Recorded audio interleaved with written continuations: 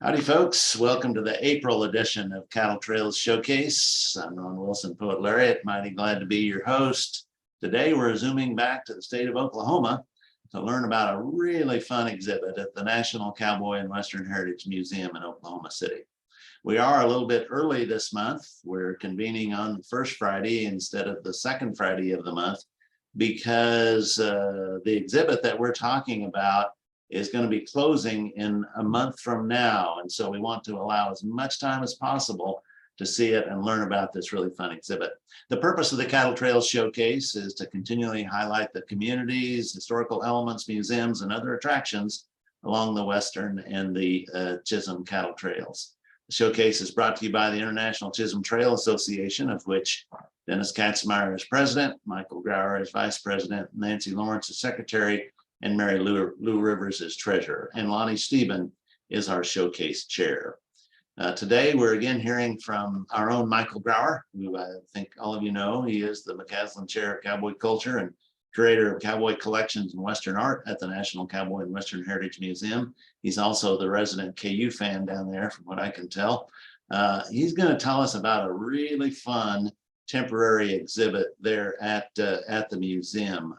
It's called Playing Cowboy, and this is my bad joke of the day. Are you ready for this? So with this exhibit, Michael is toying with us. I don't know if you get that or not, but you may after Michael launches his presentation. So with that, Michael, unmute, share your screen, and take it away. Wow, what an introduction. I'm going to go to here. I think we're just, can everybody see that? We can see it now if you hit the slides rather than the presenter mode. Yep, there we go. Okay, so this is a brown bag lecture I gave a couple of weeks ago to put this exhibition in context, and I'm going to lead you through how it came about and the contents of the exhibition as we do this. What's on the screen now is the entrance wall and the entrance didactic that puts this exhibition in context, because it's a little hard for us to understand really how cowboy culture, especially playing cowboy culture, inundated the United States and the rest of the world literally for 4 decades, from the 30s up through the mid 70s. And it was in everything, absolutely everything, but especially in toys.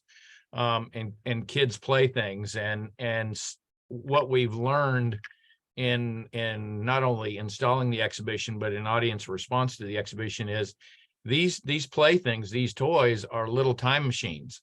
We've actually watched people turn into children who may be 70 years old as they reminisce about having that cap gun or that wind-up toy or that board game. It's really been quite wonderful. And so I'm going to walk you through the why we play cowboy, and what a great fascination it is. And of course, that's a very current thing, which I'll conclude with here in just a few minutes. But this is the entrance didactic, and the important thing to remember is, I remember this, of course, by the late 50s, there were nearly 50 television Westerns. And remember, we only had 3 channels back in those days. And it's hard for us to fathom that. And Western television shows were so popular with associated toys, they had their own Emmy category. That's kind of hard for us to grasp today, especially as a cowboy historian, how often the certain stripes in the cultural landscape have tried to bury the cowboy, and yet he keeps being resurrected simply because of his staying power. So why do we play cowboy? We play cowboy really with the publication of Owen Wister's The Virginian, as well as dime novels that led up to the publication of this great book in 1902. But the important thing to remember is this also began the falsification of what a cowboy really was, because the Virginian gave the cowboy 2 things that he really didn't have on the trail or on the ranch, and that was a gun and a girlfriend. So that's important to remember, that's a key component and becomes the template for virtually every cowboy film, every cowboy television show to follow.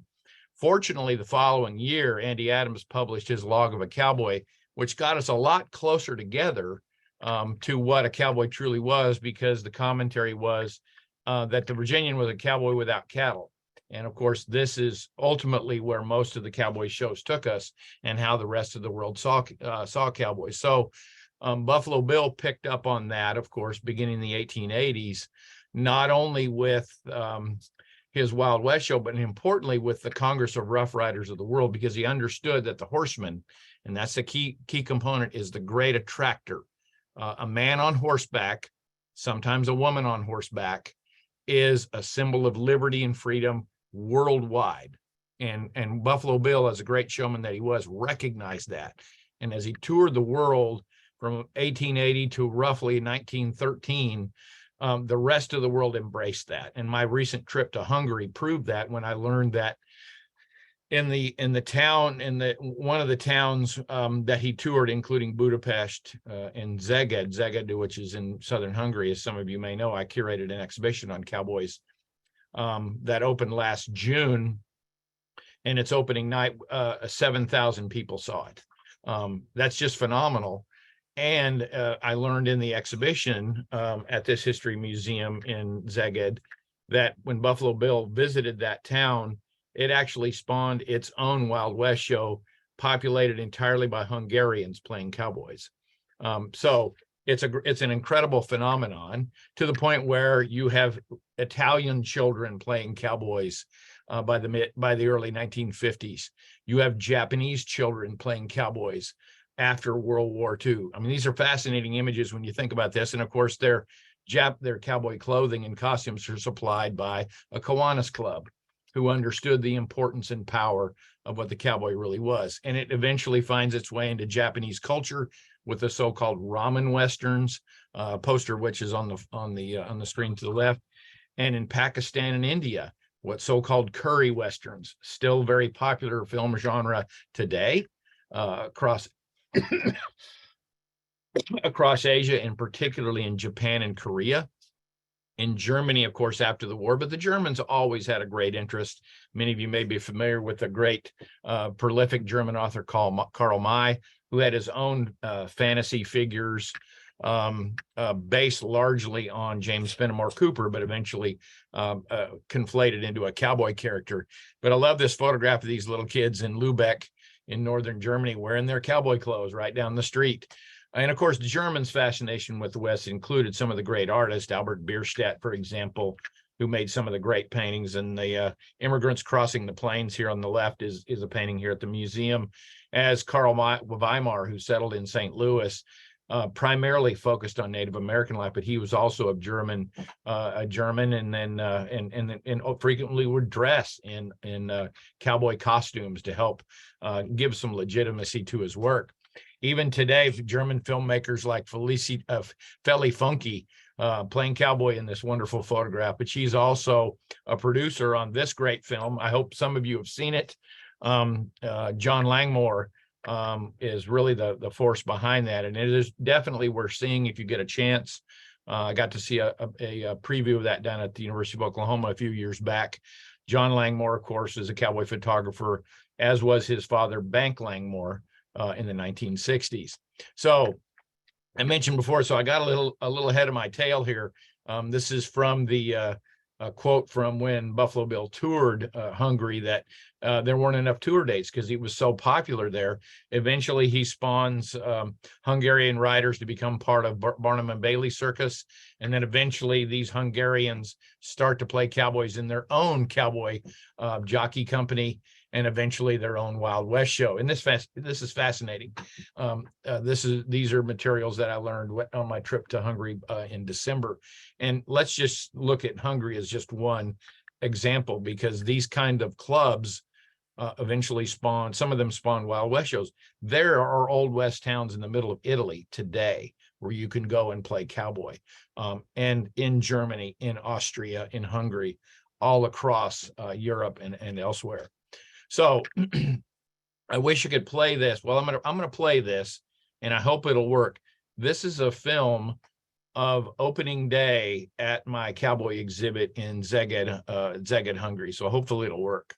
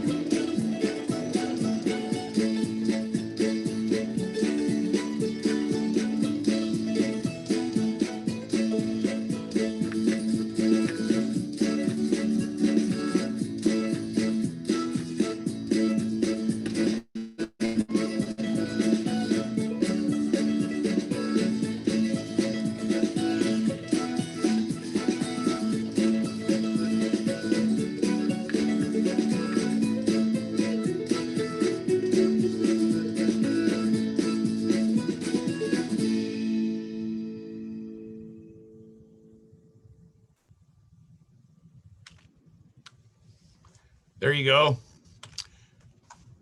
I'm not sure what there we whoa, sorry. There we go. So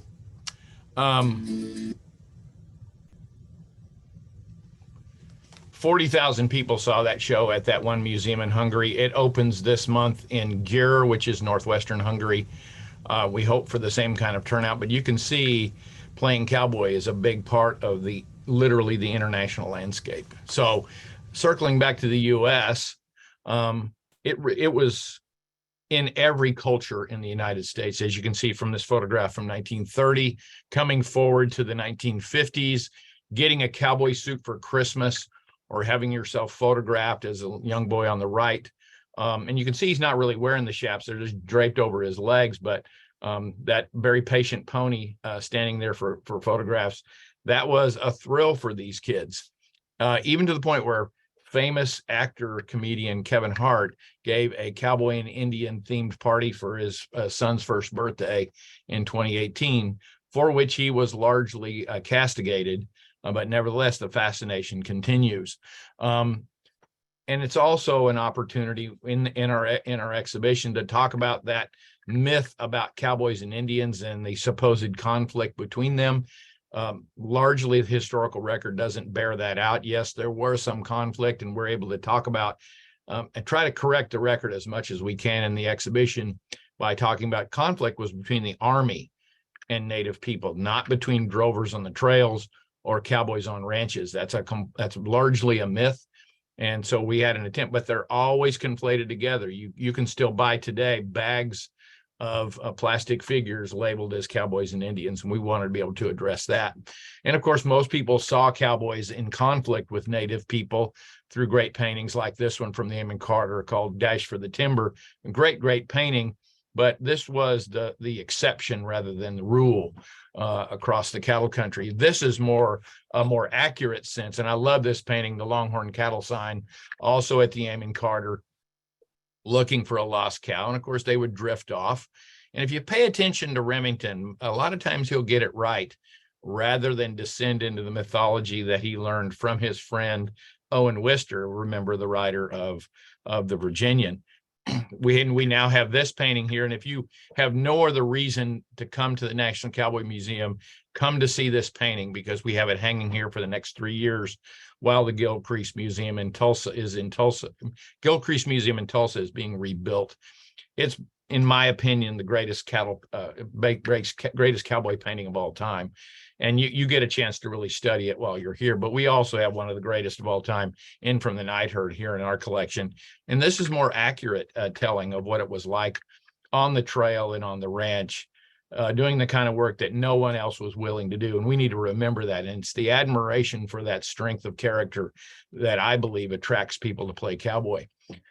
If you go to a powwow today, regardless of where you are in the US, you will find drum circles of cowboy hat wearing men, cowboy boot wearing men usually, and you'll see cowboy hats and cowboy boots all over that powwow. And they fully embraced cowboy culture, and of course have their own rodeos, their own cowboys themselves, and so on.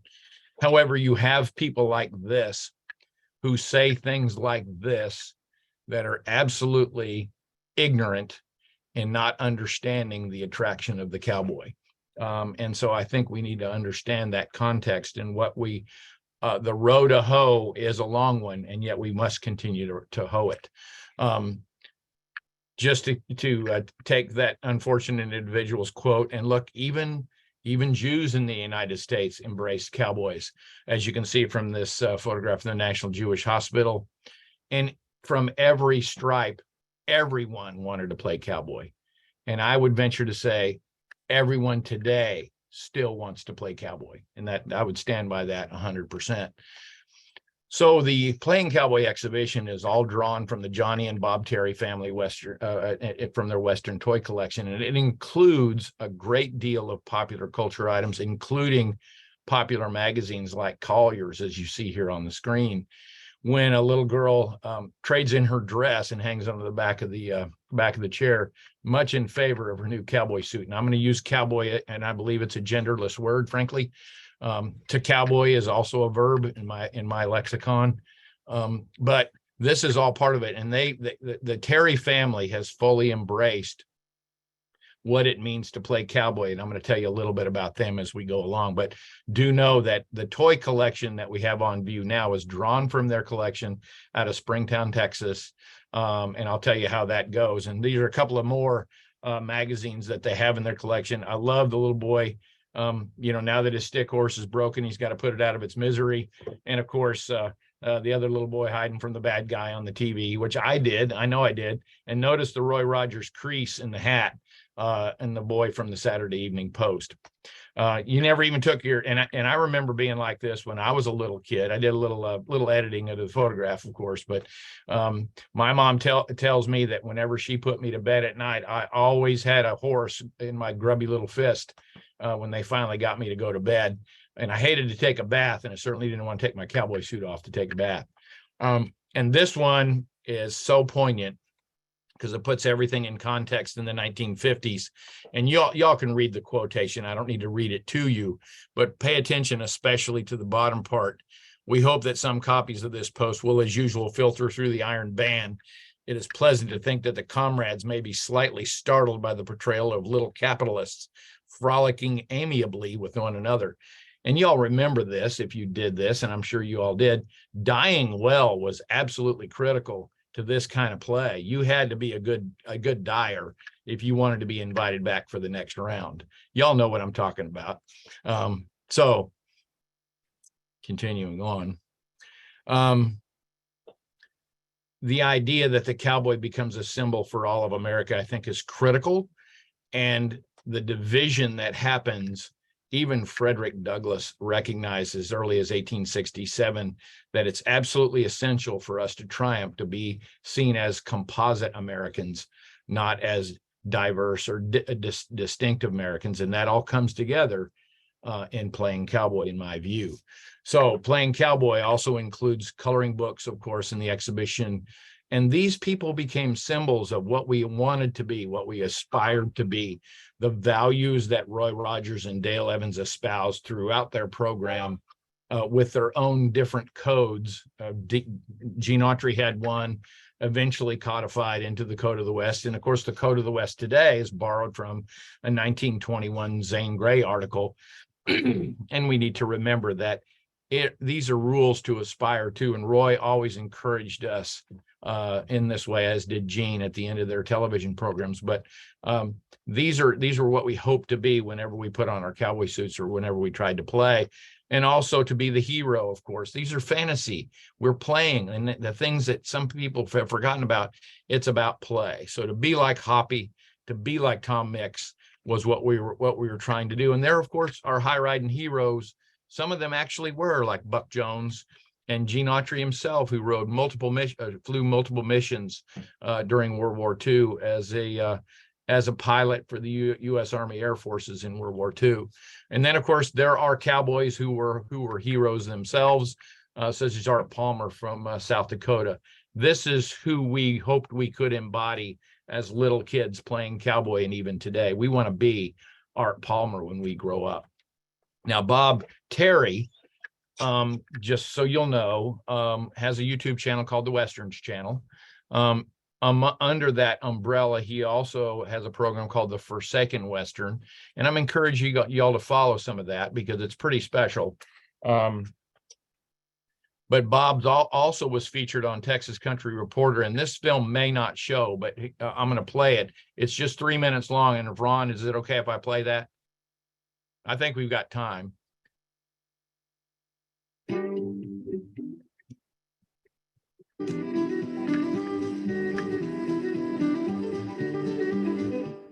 Long before lightsabers and laser tag, the die-cast cap gun was king. That was back when Toys R Us meant toys by us. American-made playthings built to last a childhood and beyond. Bob Terry can still smell the cap smoke. There's a lot of zinc in them, which makes them a more expensive toy, even today. And you can drop them 1,000 times and they'll still work.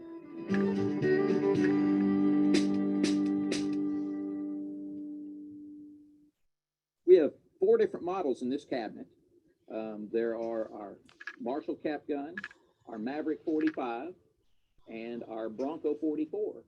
We also have a Dynamite Derringer, and these are all zinc die-cast cap guns with plastic grips. Would you like to pop one? Yeah, go ahead. You do it. You shouldn't try that at home, right? I think that's where it should be tried, yes. Out of a love for antique amusements, Bob Terry created Wild West Toys of Azle, Texas. Along with his wife, Johnny, he stocks the shelves with wind-up wonders, paddle balls, and enough cap guns to make any baby boomer shout, "Hi-yo, silver!" But not all of these time-honored toys are actually vintage.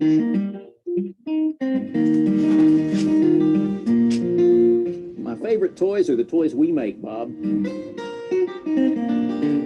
This is what we do that no one else does. We're the only manufacturers of American-made cap guns. Manufacturer. You don't just collect this stuff. No. These aren't old. No, these are new. Everything in these cabinets are new. We make these.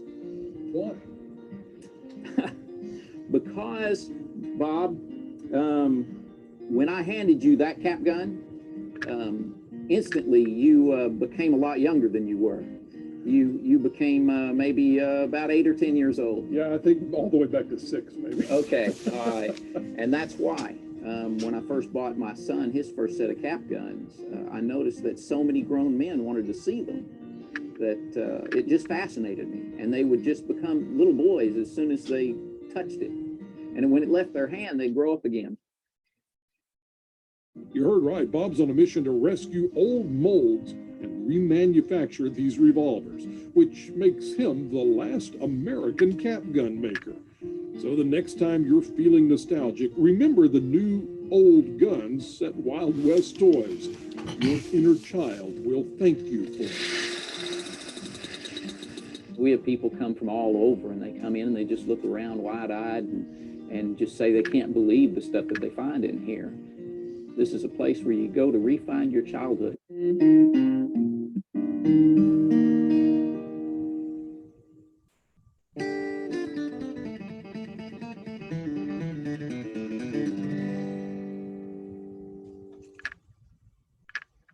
Okay, so Bob and Johnny Terry no longer have the Wild West toy store, but you can still buy their cap guns and their plastic injected molded figures online through wildwesttoys.com.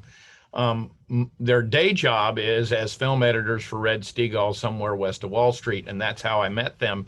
They came up to film 2 segments in which I appeared, one on Bass Reeves and the other on Will James's Illustrated Letters a couple of years ago, and we got to talking about things. And I think they may have said they had a Western collection of some type, and I hear that all the time, and you never know what a collection is.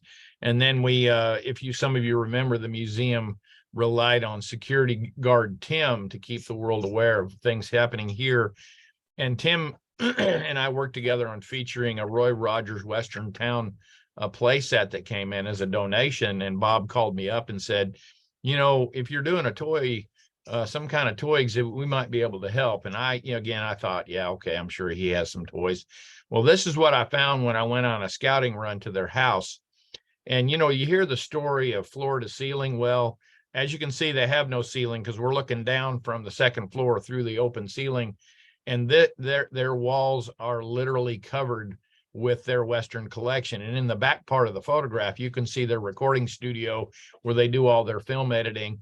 He has a huge musical archive in addition to film archive. You can see the toy endorsement guitars, cowboy hats everywhere. And hanging in the joists there are different rifles, many of which are here now. And over to the left are at least a handful of their board games.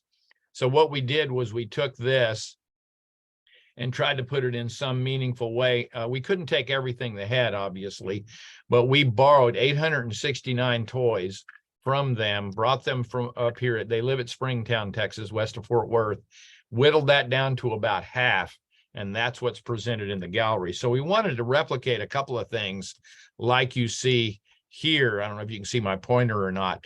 The way they display their board games, we actually took it and did that in the gallery to give people an idea and help them stay at home.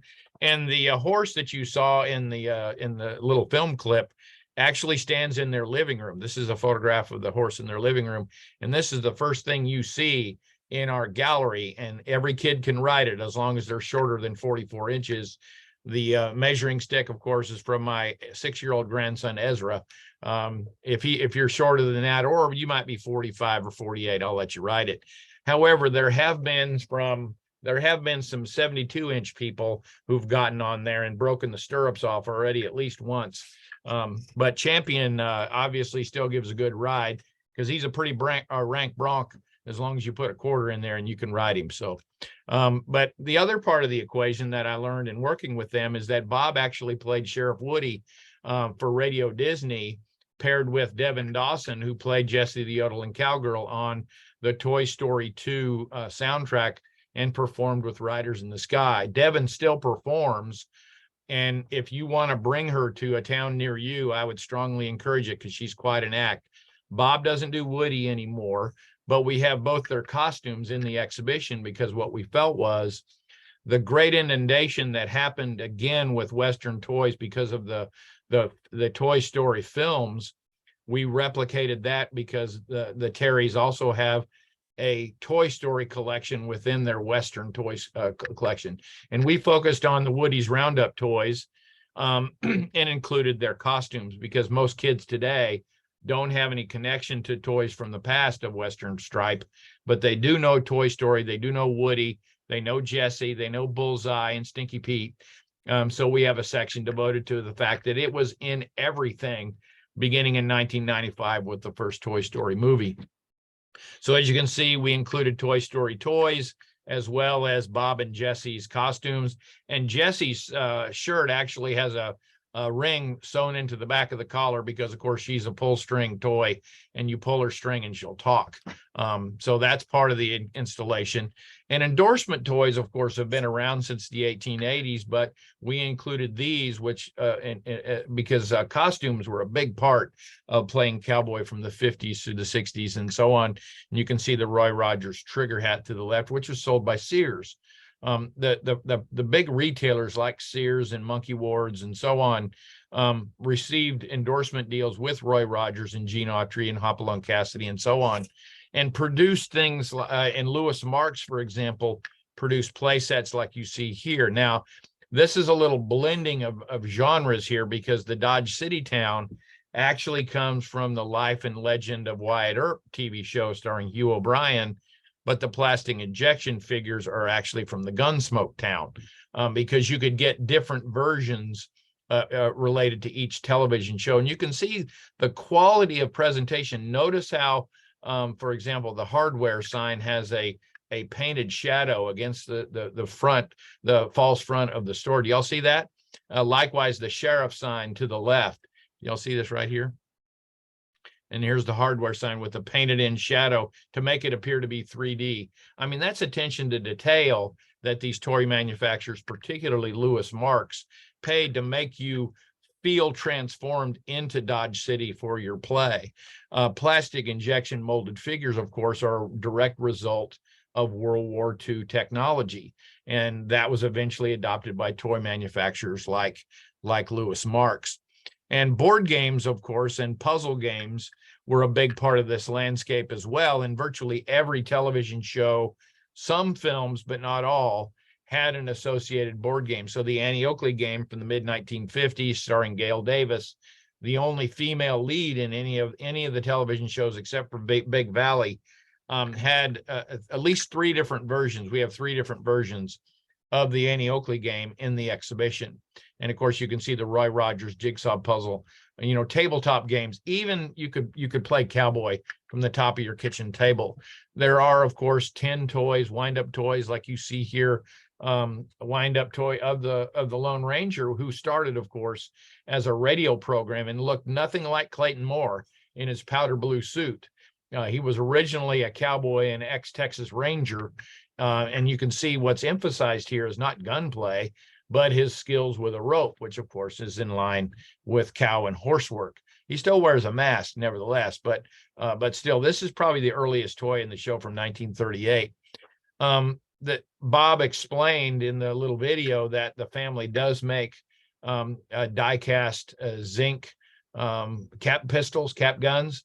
The set on the right is from their company, and they are cast from original molds that they've rescued from around the country, rescued from the scrap yard. They've gone around because they feel it's so important to rescue this part of American history and make them accurately as they did in the 50s. The set on the left was actually made during World War II, and they're made from pressed sawdust and painted, and from scraps of leather, because all metal efforts, of course, went to the war. And you'll notice on the grips, there's a V for victory. And this is an extremely rare set. So the Terrys are not only manufacturers of vintage toys, they actually have an amazing collection. Costumes, as I mentioned before, you can see in the Annie Oakley costume here, but you also could decorate your bedroom with figures like you see with the singing cowboy. That looks a lot like Ron Wilson to me, but singing with his dog, and I think the dog might be a little better singer, not sure about that.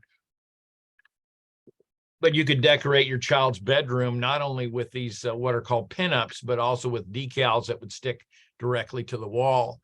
Comic books are a big thing today, but of course, the dime Western novel was the first comic book.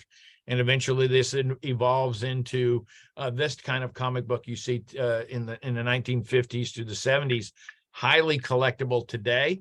And as you can see from this particular one, they were multicultural. They actually were, as was this one.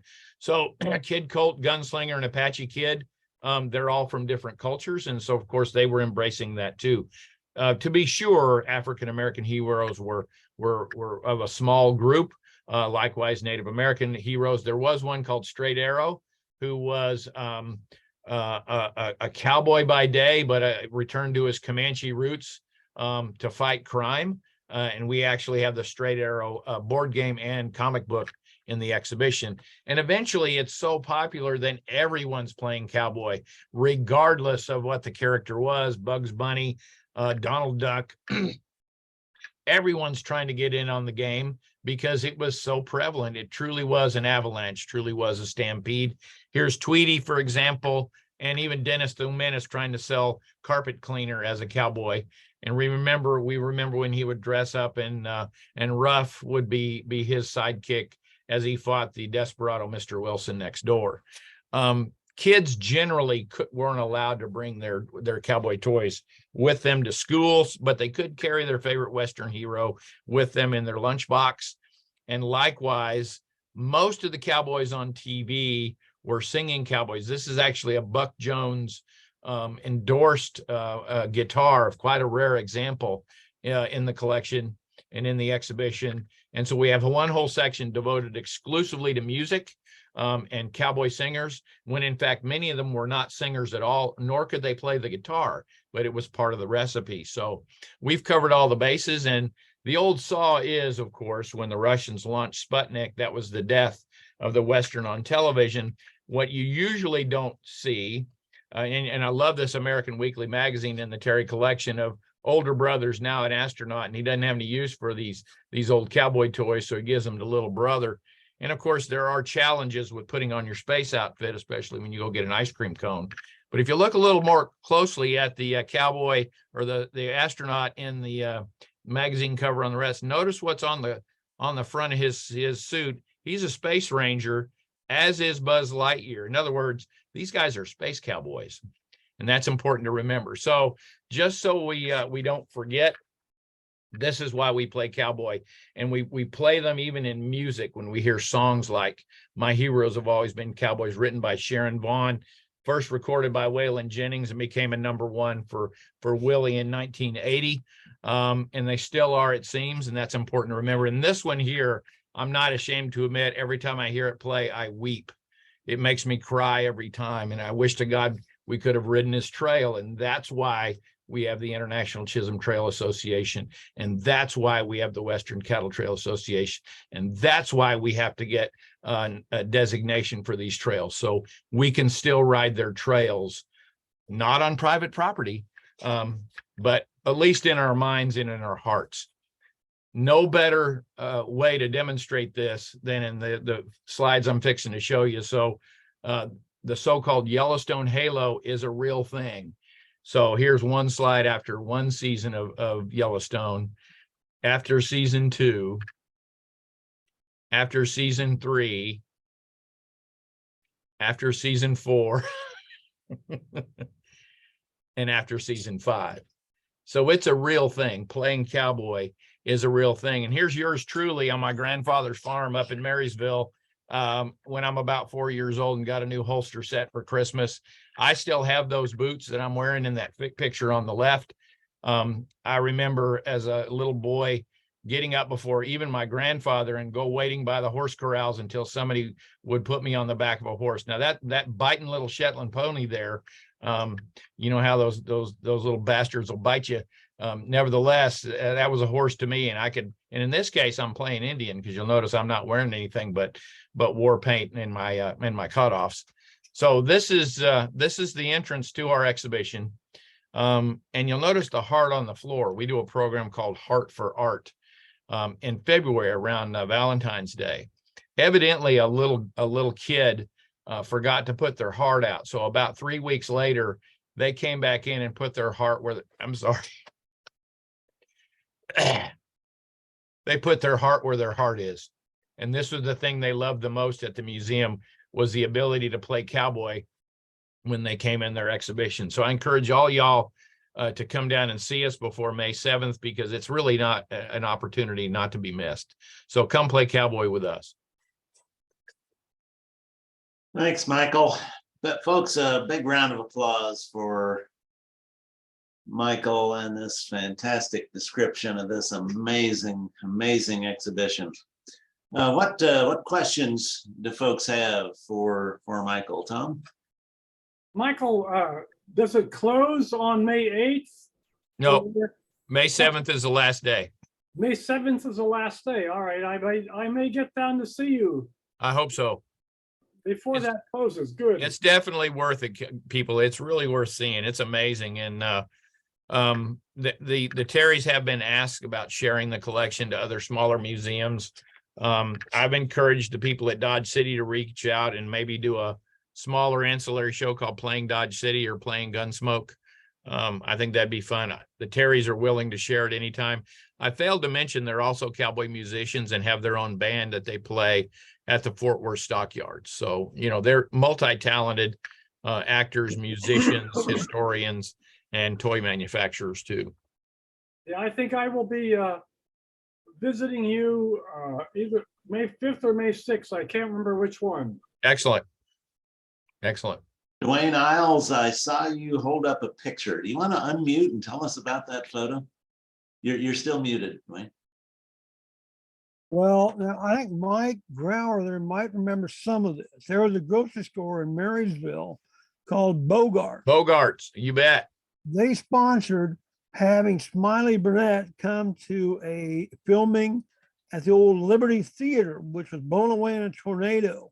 Wow. He had a little trailer house outside of the studio, and you go in, sit on his knee, and get your picture taken with Smiley. Wow. That's fantastic. Yeah, that's a good old Marysville boy story there. That's fantastic. I'm sure you know some of my Grauer kin up there. Well, I know all of them. Yeah. Well, don't let on now, Uncle Ron's the only one who still lives there. So Ronnie's one of my best friends. yeah, Ron. Yeah, he was just down here a couple of weeks ago. Yeah. Did you know my dad? Yeah. Yeah. Which was his name? Dick. Yeah. Yeah, it was his 85th birthday yesterday. Yeah. He would have been Yeah. 85. Dick was one of them. Ron and Dick and I, we ran marathons together for years. Wow. And oh well, it's history. Yep, sure I is. appreciate you sharing that picture, Dwayne. I'm sure that was Fantastic. taken just yesterday, right? That's my story. Yeah. I still have a bunch of my toys left from that age too. I'm Wonderful. I'm not sure where they're going to go. Maybe I'll give them to you guys. We'd I love to don't know. have them. They Yeah, need to be preserved. they do. Question from Tom? Yes, sir. Yeah, my dad was a career Navy, and every time we moved, there was a major weeding out of things that my dad would not allow. My comic book collection, my Western toy collection, my airplane collection. But I remember in grade school sitting in front of the radio listening to the Lone Ranger and Sergeant Preston of the Yukon and Sky King. And one of my favorites was Straight Arrow. And Nabisco shredded wheat in between the layers had ingenuity cards, which I wish I had saved. I was really fascinated with that program and with those ingenuity cards. And I remember even in second grade buying a Lone Ranger decoder ring. And having my own cap pistol and holster and belt and caps. Straight Arrow was one of my very favorites. It's a fascinating character for sure. Michael, I have a request. Yes, sir. I've got this holster set here, and somebody stole my guns. Can you get me hooked up with who you just talked about so I can get some new cast guns? Hold on.